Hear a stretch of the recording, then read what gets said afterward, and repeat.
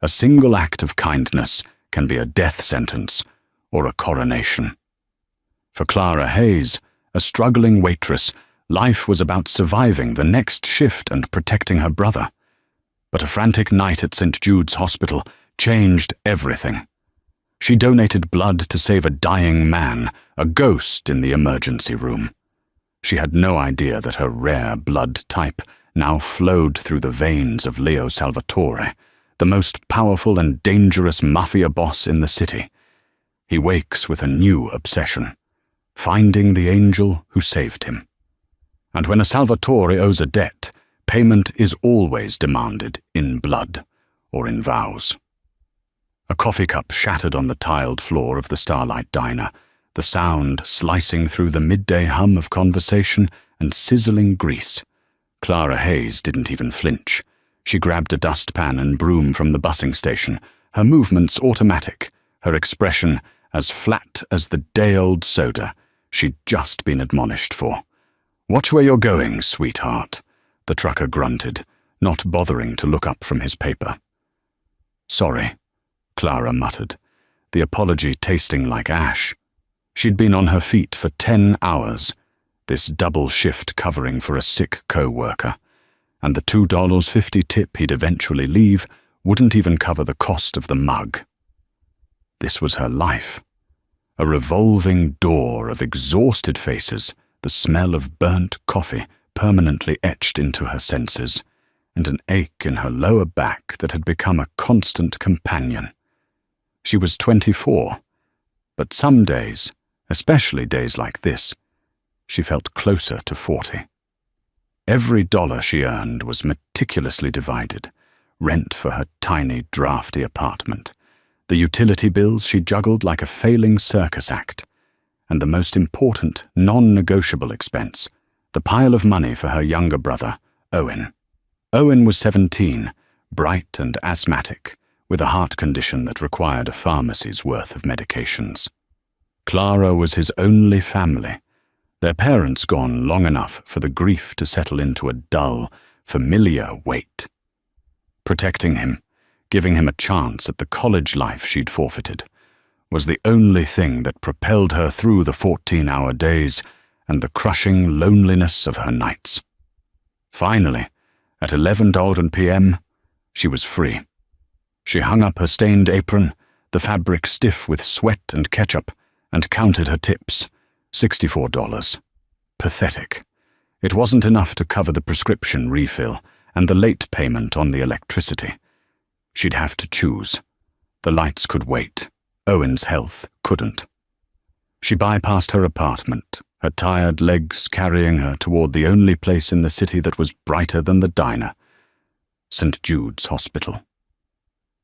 The night air was heavy, carrying the scent of rain and exhaust.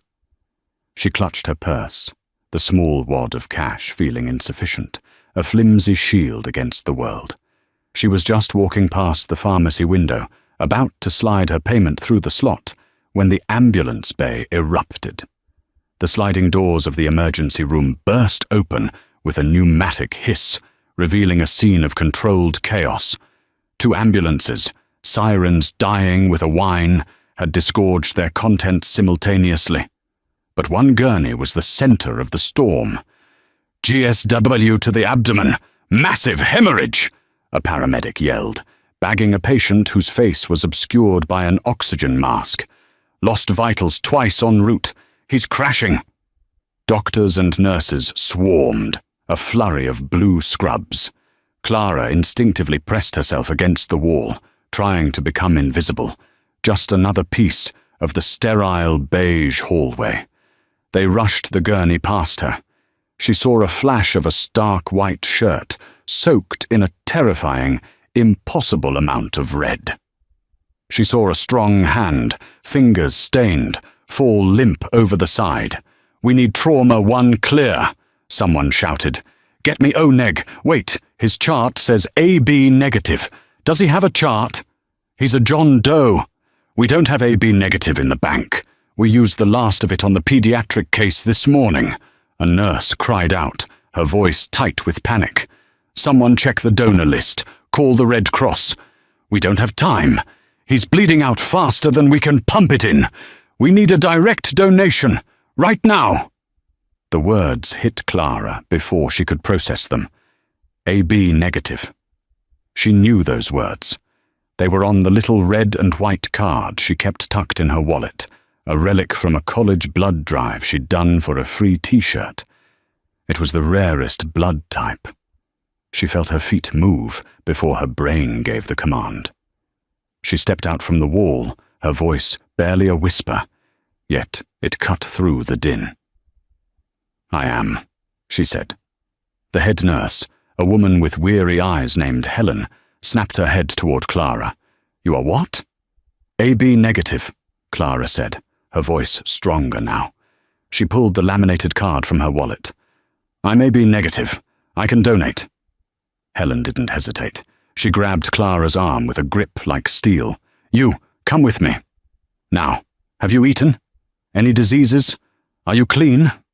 "Yes, I ate at work. I'm clean. I'm healthy." "Good enough." Clara was shoved into a prep room. A different nurse took her vitals while another prepped a needle that looked more like a railroad spike.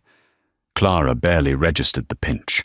She just watched the wall, her mind blank with exhaustion.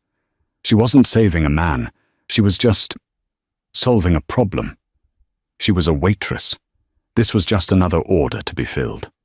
She sat there for what felt like an hour, the rhythmic squeak of the donation machine lulling her into a half-sleep.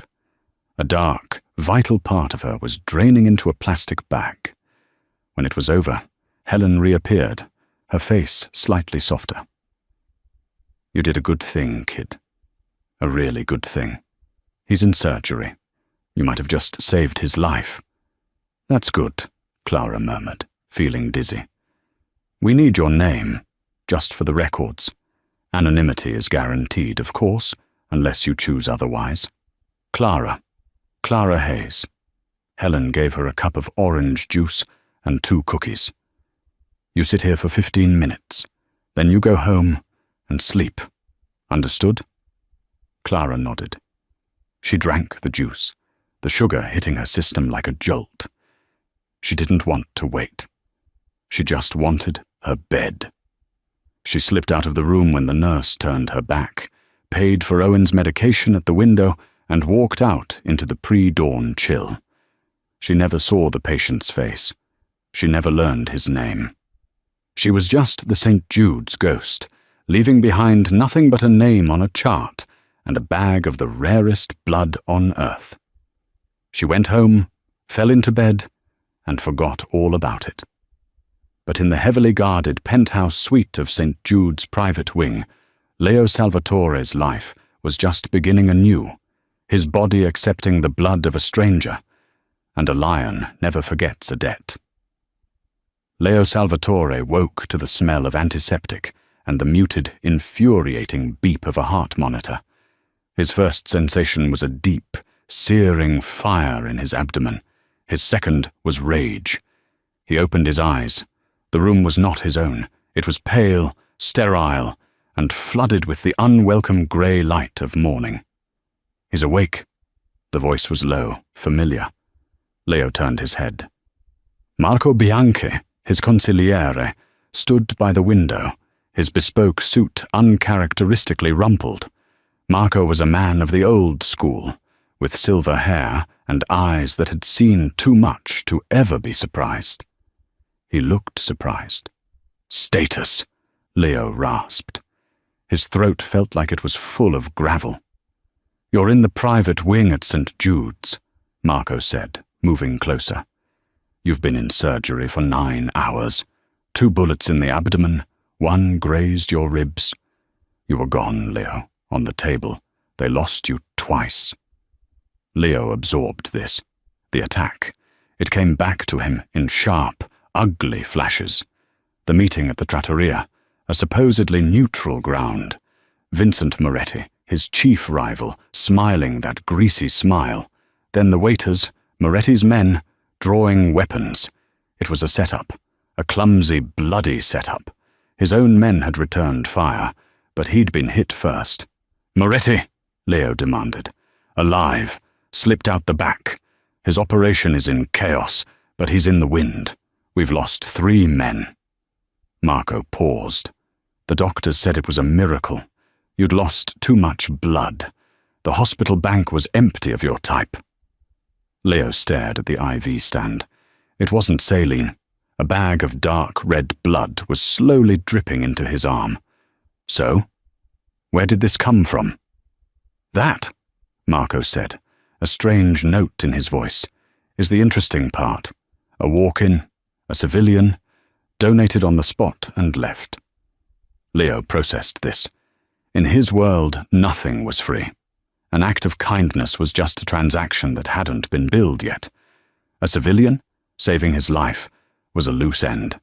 A massive, untidy loose end. Who? A nurse said her name was Clara Hayes. That's all we have.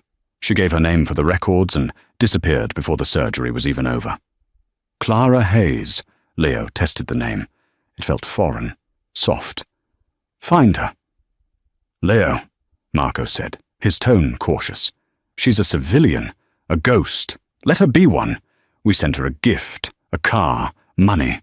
We wipe the records and she's forgotten. It's cleaner. Cleaner.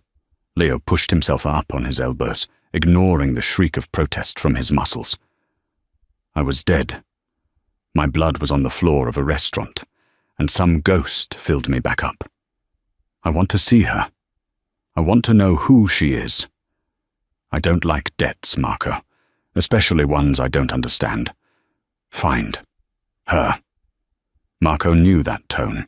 It was the lion's voice, the one that didn't accept no. He nodded, sharp and curt. I'll have our people look into it. Not our people, Leo countered. You. I want you to do it. Quietly. I want to know where she eats, where she sleeps, and what she's afraid of. As you wish, Capo. While the Salvatore organization's most trusted man began the delicate hunt, Clara Hayes was back at the Starlight Diner, arguing with her landlord over the phone. I told you, Mr. Henderson, the check will be there on the 1st. Yes, I know it's the 3rd. My brother. He was sick. She was juggling a coffee pot and her cell phone, the diner packed with the breakfast rush. She felt drained, more tired than usual. The blood donation had taken a toll she hadn't anticipated. Her shift ended, and she walked the familiar, weary blocks to her apartment, a pre-war walk-up with faulty plumbing and paper-thin walls. As she approached, she saw him. Donny, the weasel, Rizzo. He was leaning against her doorway, a small, rat-faced man in a cheap leather jacket. He was a local loan shark, the bottom feeder she'd been forced to go to when Owen's condition first worsened, and the hospital demanded a deposit she didn't have. Her stomach turned to ice. Donny, I don't have it. That's not what you said last week, Clara, he sneered, chewing on a toothpick. You said today. Today is today. The VIG is stacking up. I know, I needed medication for my brother. I'll have it by the 15th, I promise. Donny took a step closer, invading her space. She could smell the stale cigarettes on his breath. See, the guys I work for, they don't like promises. They like payments. And when they don't get payments, they like collateral. He glanced up toward her apartment window, where Owen's light was on. That brother of yours, he's a frail kid, right? Be a shame if his condition got worse. A cold, primal fear seized Clara. This was a line that had never been crossed. You stay away from him. Then pay me, he snapped, his voice rising. $500, Clara. By tomorrow. Or I stop being nice.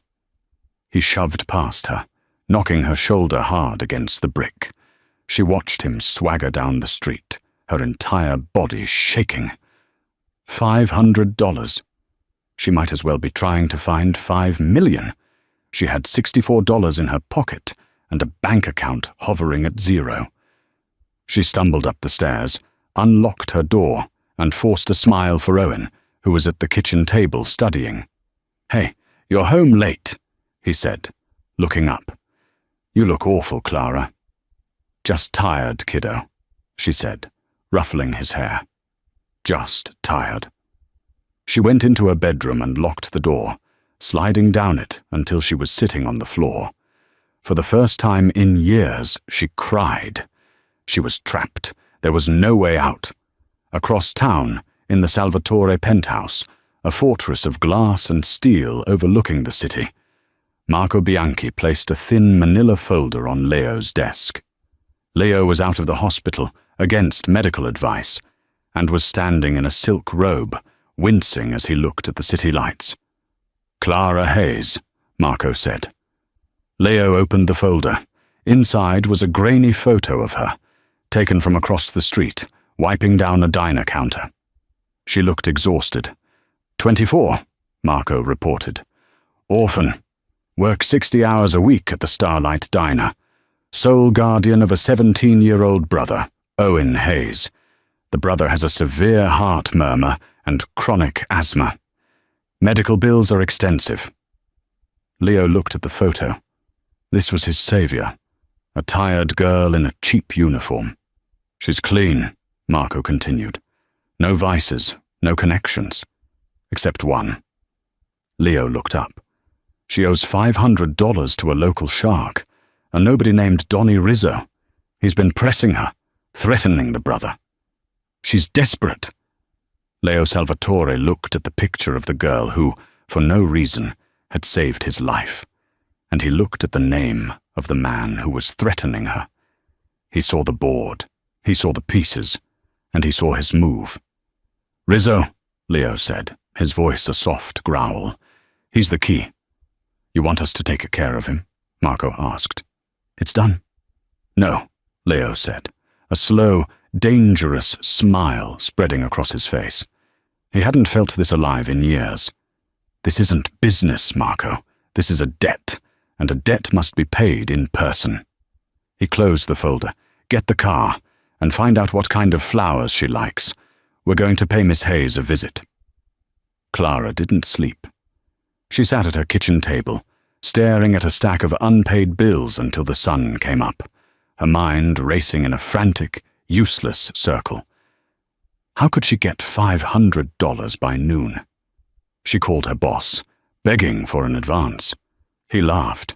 She thought about pawning the one piece of jewelry she owned, her mother's thin gold locket. It might fetch $50. Not enough. By 11 a.m., she was a wreck, knots of terror tightening in her stomach. She heard Owen leave for school, his cheerful, "Bye, Clara," sounding like a death knell. She was supposed to protect him, and she had failed.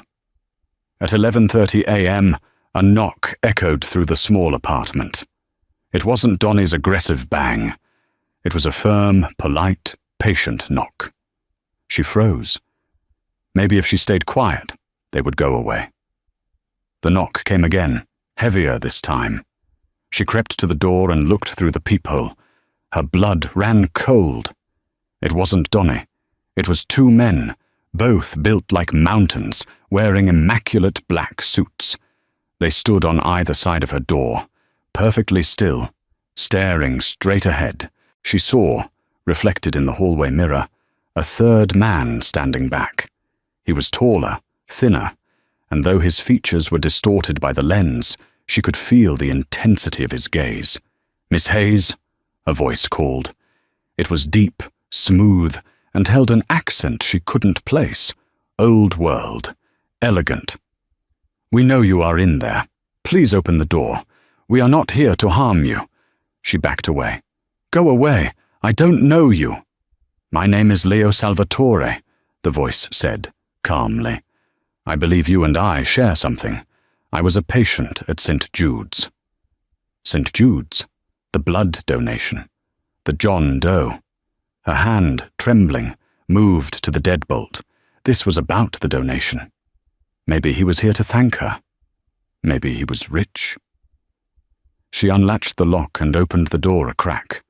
The man standing in the hall took her breath away. He was handsome in a way that was almost brutal. Sharp cheekbones, a strong jaw, and dark, piercing eyes that seemed to see right through her.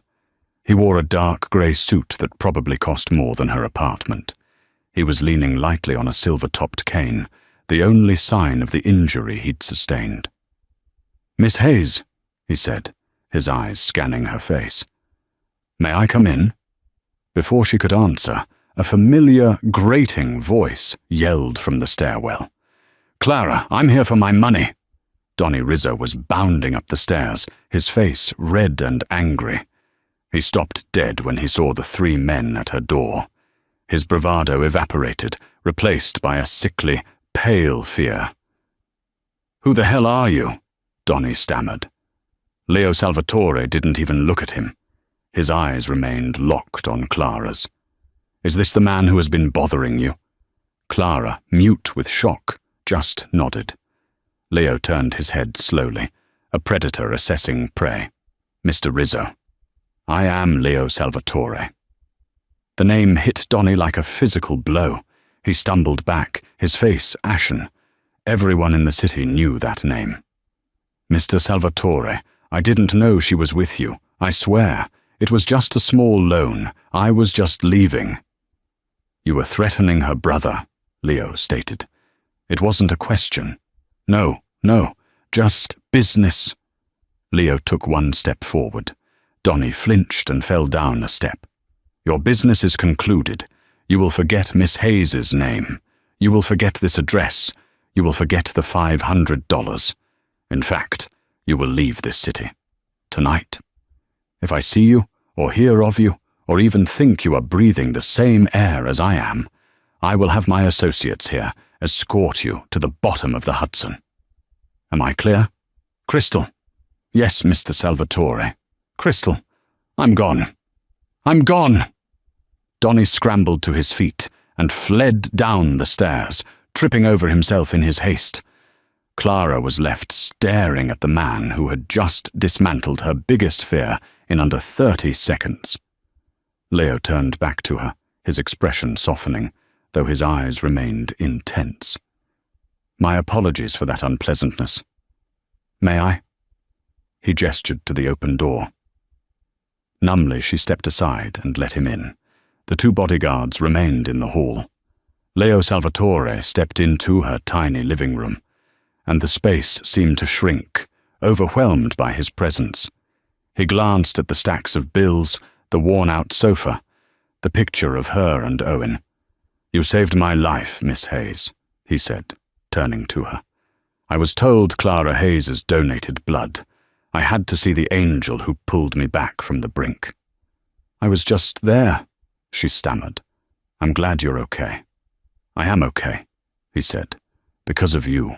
I am a man who pays his debts." He reached into his suit jacket and pulled out a check. He placed it on her kitchen table. "This is for you, for your trouble, for everything." Clara looked at the check. Her eyes went wide. The number was $250,000. It was an impossible sum. It was freedom. It was college for Owen, a new apartment, new lives. She could breathe.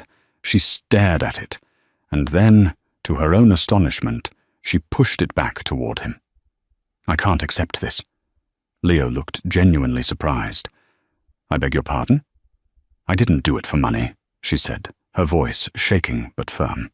"I did it because you needed help. Taking this, it makes it dirty. I don't want it. I just want you to go. Please." Leo Salvatore stared at her for a long, silent moment. He wasn't angry. He looked fascinated. He had offered her a fortune, and this girl who was drowning in debt had refused him. "You are an extraordinary woman, Clara Hayes," he said softly. He sat down at her small kitchen table, as if he owned the place. "You're also a naive one. You've seen what's out there. Men like Rizzo? They are a symptom. This world is designed to crush people like you and your brother." "I protect my brother," she said, her chin lifting. "You try," he corrected her, not unkindly. "But you're failing. You're trading your life, hour by hour, and you are still drowning. I just saved you from one shark. There will be another, and another. He leaned forward. I am offering you a different kind of payment, a permanent one. I told you, I don't want your money. I'm not offering you money, Leo said. I am offering you me. My name. My protection. Clara's heart hammered. What are you talking about? You saved my life, Clara, he said, his voice dropping to an intimate murmur. Your blood runs in my veins. In my culture, that is a bond stronger than steel. I cannot simply walk away, and I will not allow the person who saved me to be devoured by the world I inhabit. He stood up, towering over her. Here is my proposal. Marry me. Clara laughed, a short, hysterical sound. You're insane. I am entirely serious, he said, his face grim. A marriage? In name, for now. A contract. You will become Clara Salvatore. You will live in my home. You will want for nothing. Your brother will have the best doctors, the best schools, and he will be protected by the full force of my organization. He will never know a day of fear again.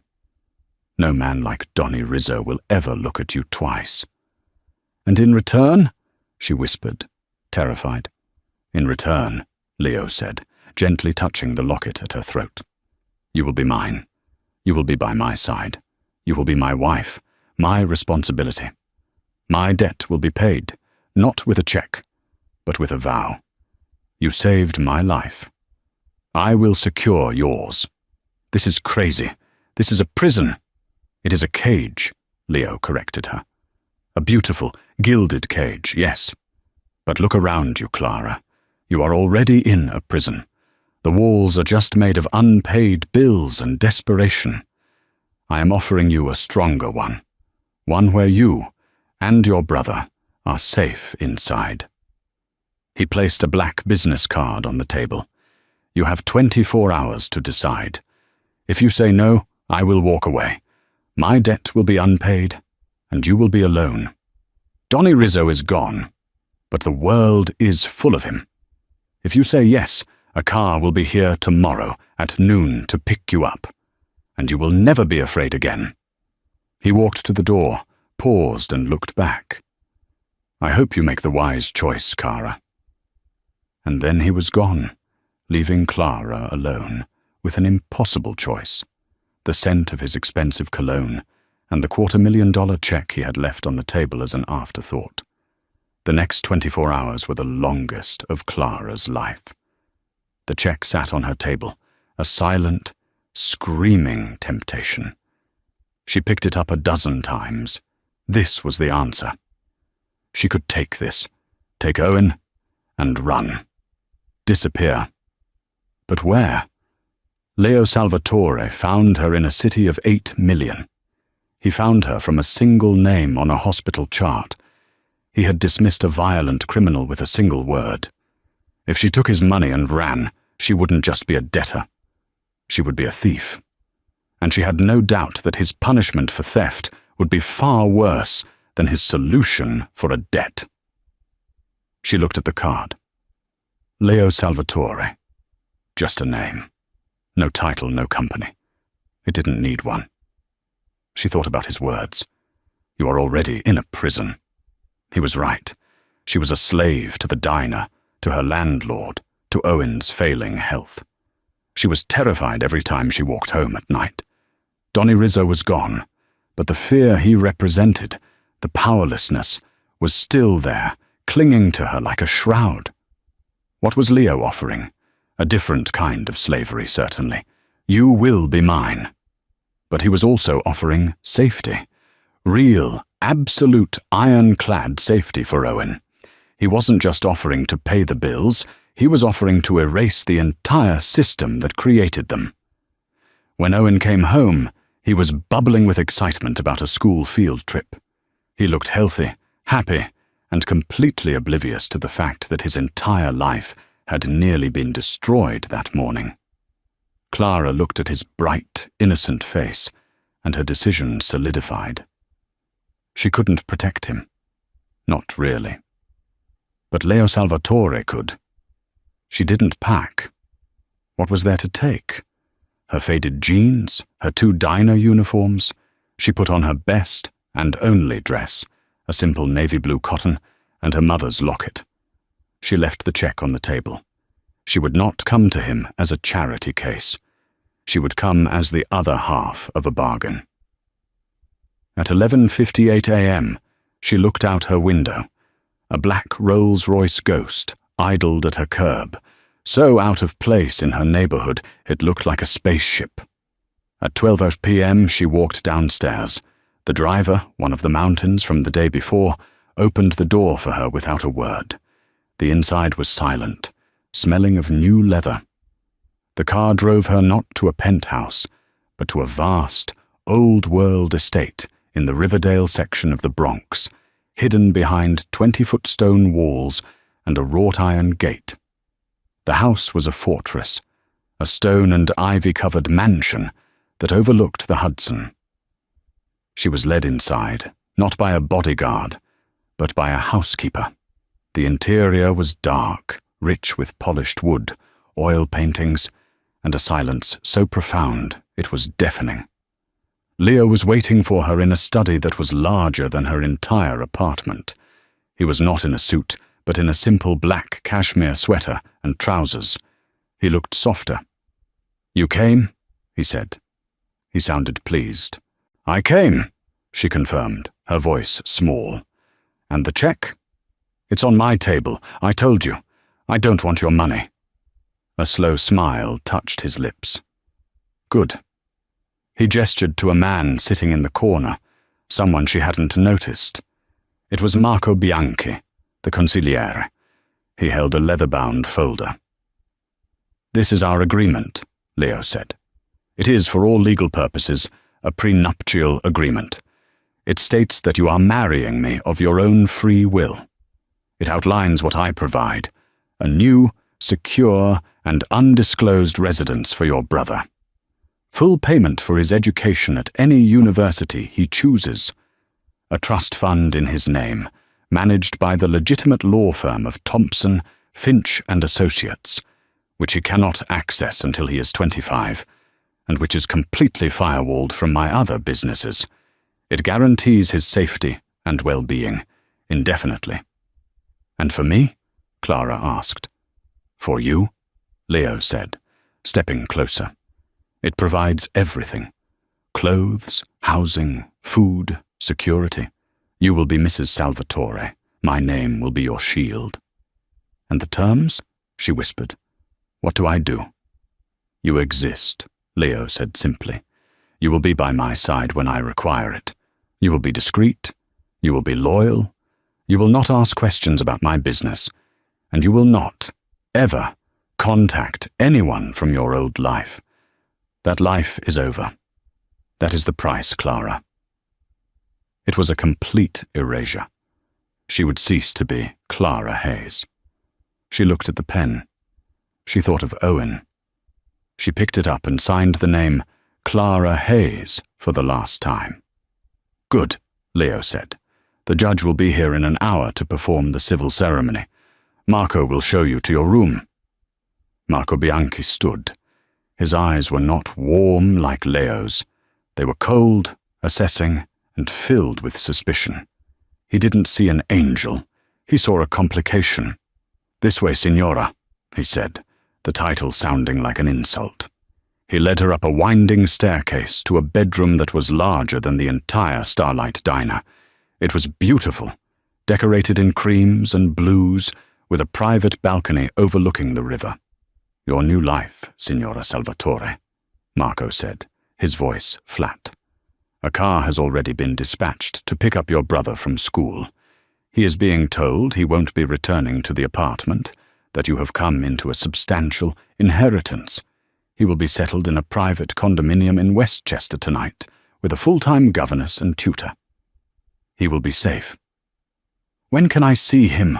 Clara asked, panic rising. "When it is deemed safe," Marco replied. "Leo Mr. Salvatore is a man with many enemies. Your brother's safety depends on his anonymity.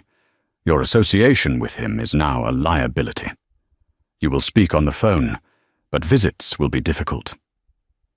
The cage door slammed shut. She was safe. Owen was safe. But she was a prisoner. That night, after a sterile 10-minute ceremony in the study, she found herself alone in the massive bedroom. Leo had not joined her. He had simply nodded, said, "Welcome to the family, Clara," and disappeared into his office with Marco. She was Clara Salvatore. She was dressed in a silk nightgown that had been laid out for her. She was surrounded by wealth she couldn't comprehend, and she had never felt so terrifyingly alone. The only sound was the distant hum of the city, a city she was no longer a part of. The first few weeks were a disorienting blur of luxury and isolation. Clara's world shrank to the confines of the Salvatore estate. She had a wardrobe of clothes she was afraid to wear, was served meals she didn't know how to pronounce, and was followed everywhere by a silent bodyguard named Anthony. She was, as Leo had promised, Mrs. Salvatore. But she was not his wife.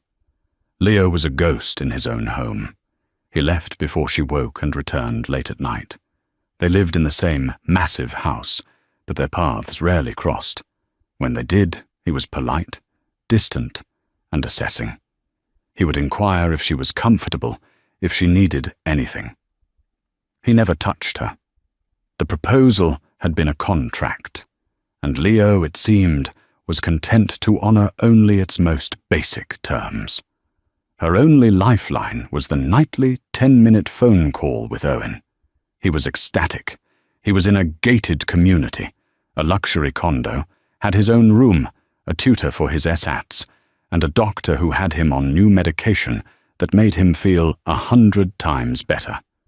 He bought the inheritance story completely. "I can't believe it, Clara," he'd gushed. "You did it. You got us out." "I did, kiddo," she'd reply, her throat tight, staring out her window at the armed guards patrolling the perimeter. "I got us out." Her loneliness was a physical ache.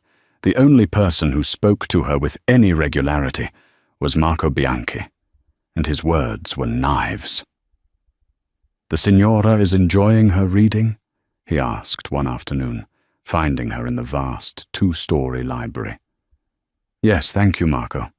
He lingered, pretending to inspect a bookshelf. "The capo is a generous man," he said, his back to her. "He values novelty, but he is also a traditional man. He values loyalty. He does not suffer liabilities." "I am not a liability," Clara said, her grip tightening on the book. "You are a waitress," Marco said, turning. His face was devoid of expression. "You are from a world of weakness. You saved his life, and for that he owes you. But do not mistake his gratitude for substance. You are here because he is honorable, but his honor is to his family, the one of blood. You are an arrangement. Remember that." He left her, the warning hanging in the air. She was an outsider, a pet. The isolation began to change her. The fear that had defined her old life was gone, but in its place, a cold, hard anger was growing. She was tired of being a ghost. She was tired of being handled. That night, she didn't wait in her room. She waited in his study. Leo arrived just after 2 a.m., looking exhausted. He stopped when he saw her, sitting in the leather armchair by the fire. "Clara, you should be asleep." "I can't sleep," she said, standing. She was wearing a silk robe, but for the first time she didn't feel exposed. This wasn't the deal. He raised an eyebrow. "I've kept my word. Your brother is safe. You are safe." "I'm in a cage," she shot back. "I'm your prisoner, not your wife. You brought me here to what? To sit in a library until I rot? Your man, Marco, looks at me like I'm something you stepped in. The guards treat me like a child." Leo watched her, a new spark in his eyes. This was not the terrified girl from the diner. This was a woman with a spine. What is it you want, Clara? He asked, his voice dangerously soft. I want to know what this is.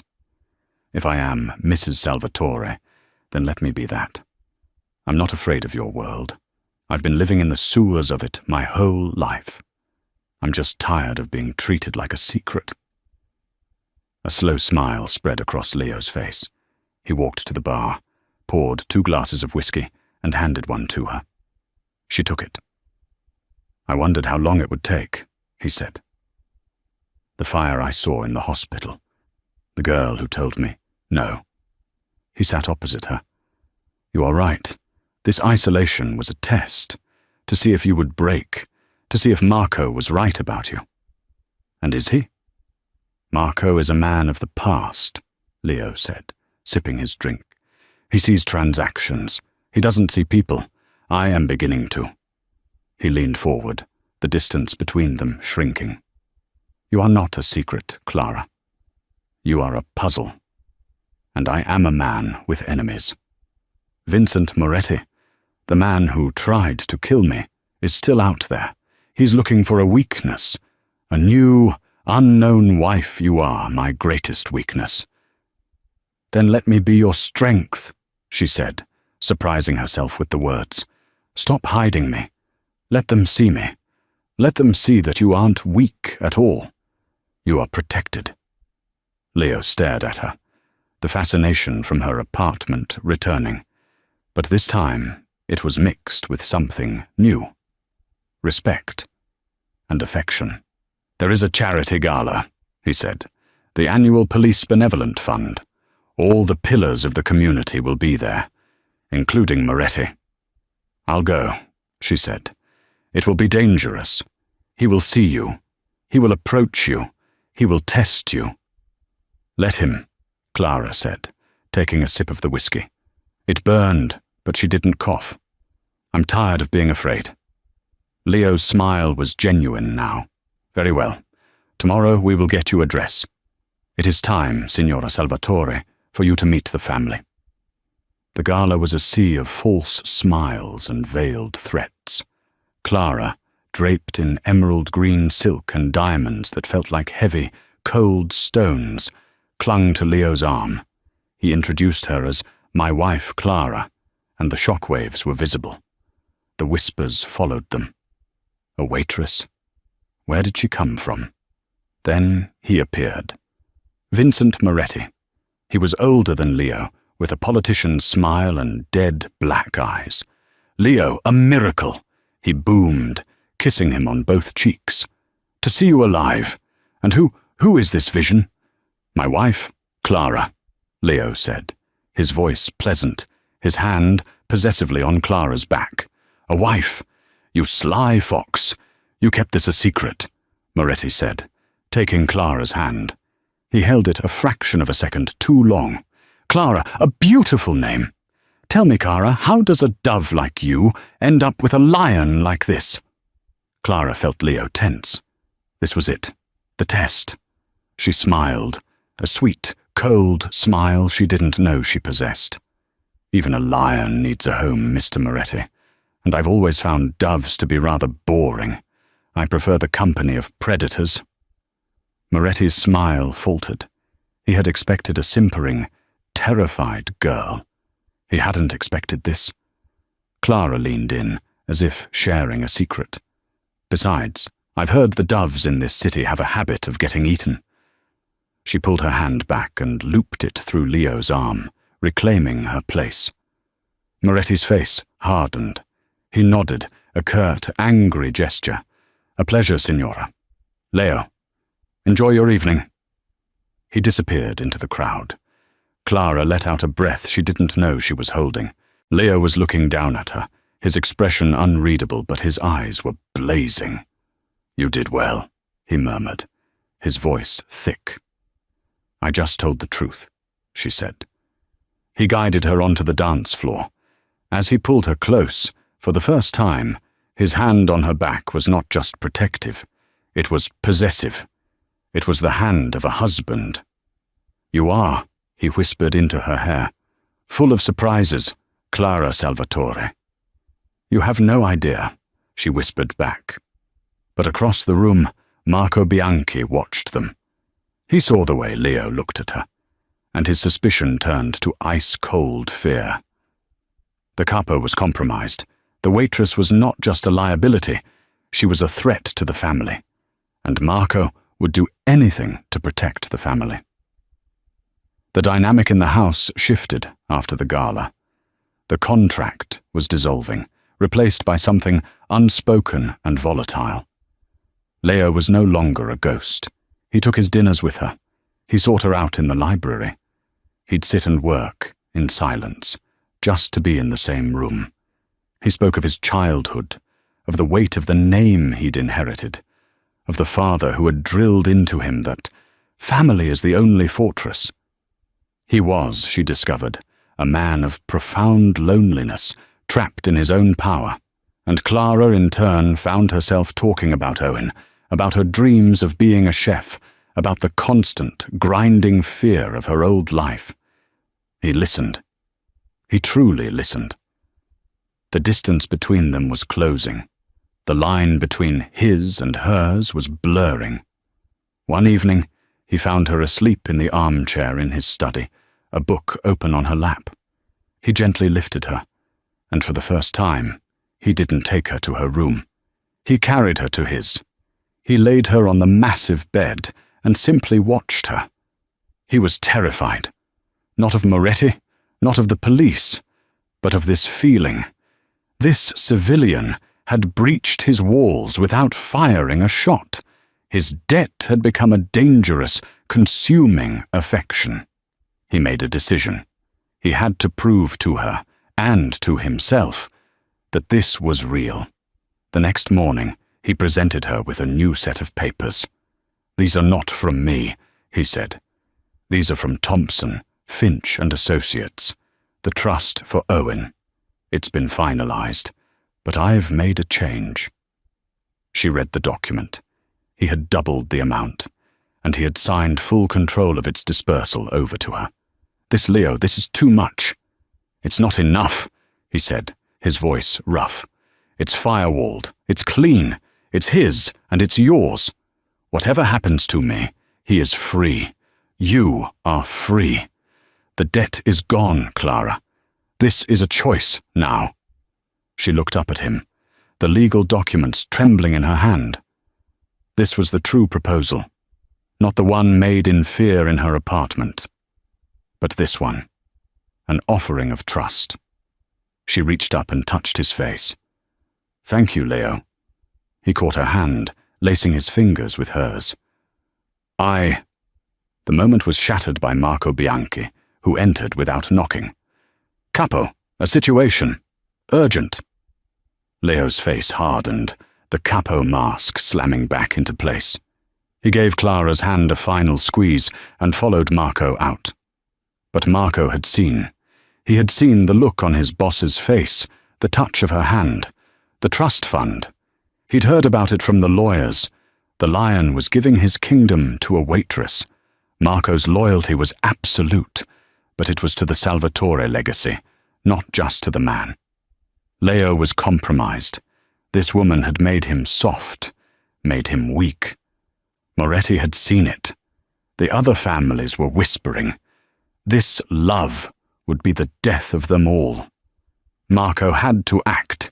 He had to fix the problem. He had to show Leo that the girl was a liability, that she couldn't handle the world she'd married into. He had to scare her away for her own good and for the good of the family. He made a call to a man he despised, but a man who was useful, a man who was stupid, greedy, and most importantly, terrified of the Salvatores. Donny the Weasel Rizzo. He met him in a steam-filled bathhouse in Queens. "You," Marco said, "have a chance to redeem yourself." "Mr. Bianchi," Donny stammered, "I left. I did what Mr. Salvatore said." "You're a rat, Donny, but I have a job for a rat. The capo's new wife, she's a problem. She doesn't understand the world. She needs a reminder of where she came from. She needs to be scared." "You want me to hurt her?" Donny's eyes widened. He'll kill me. You will not touch her, Marco hissed. You will grab her, scare her. You'll hold her for a few hours. Long enough for her to realize she's not safe. Long enough for the capo to realize she is his vulnerability. You'll let her go when I call. You do this, and your debt to the family is truly wiped. You're a free man. Donnie saw his opening, a way back in.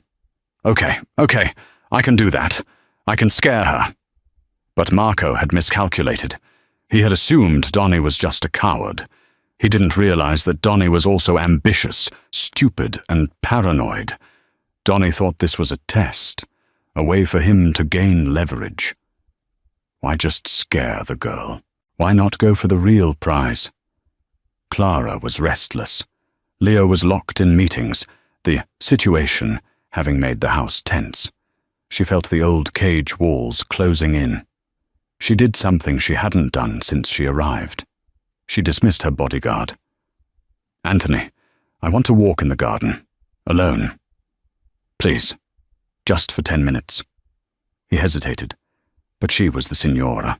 He reluctantly agreed, staying by the house. Clara walked the stone paths, breathing the fresh air. She was so lost in thought, so secure within the high walls that she didn't hear the sound of the shears cutting the lock on the service gate. She didn't hear the footsteps on the grass until it was too late. A hand, smelling of stale cigarettes and cheap cologne, clamped over her mouth. Long time no see, sweetheart, Donnie Rizzo's voice whispered in her ear. You're a hard lady to find. But you know, I think I'll get a lot more than $500 for you. He hadn't followed Marco's plan. He wasn't scaring her. He was taking her. But he too had made a miscalculation. He was grabbing Clara Salvatore. But the person who turned to fight him was Clara Hayes. She stomped her heel down, catching his instep. He roared. She jammed her elbow back, hitting his solar plexus. He lost his grip. "Anthony!" she screamed. Donnie panicked. This wasn't going to plan. He pulled a gun. Shut up! Shut up, or I swear I'll—" He never finished. A shot echoed through the garden, but it wasn't from Donnie's gun. Donnie Rizzo crumpled to the ground, a neat hole in his temple. Clara stared, shaking. Leo Salvatore was standing on the terrace, a sniper rifle, long, black, and lethally professional, in his hands. He was still in his suit, his face a mask of unbelievable fury.